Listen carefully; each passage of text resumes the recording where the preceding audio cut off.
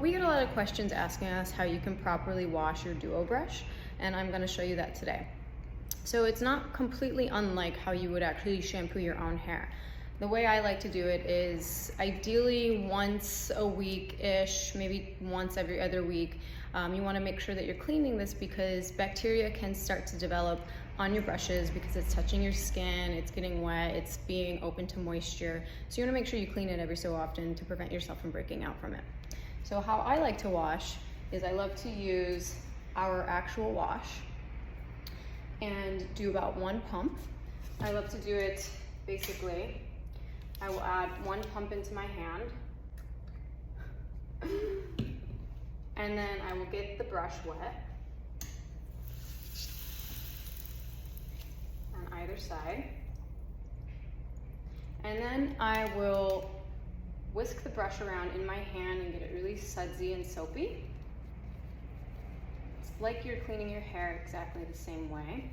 Even though this brush is made of synthetic materials, you do want to make sure that you are using something gentle on it, which is why I love to use our wash. It's not going to strip the bristles, but rather just clean them and actually add some moisture back in.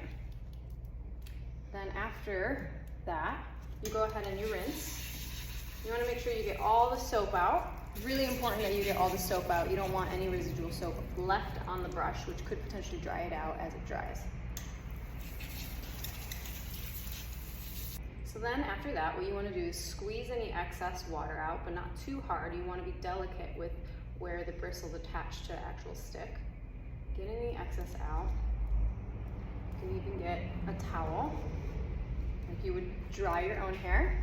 And after that, what I love to do is I love to put the brush on the edge of a counter so air can get through under and above and all around the edges, as opposed to potentially locking in water that could actually damage the brush itself. So let it air dry for a few hours until it's done, and voila. And that's how I like to wash our duo brush.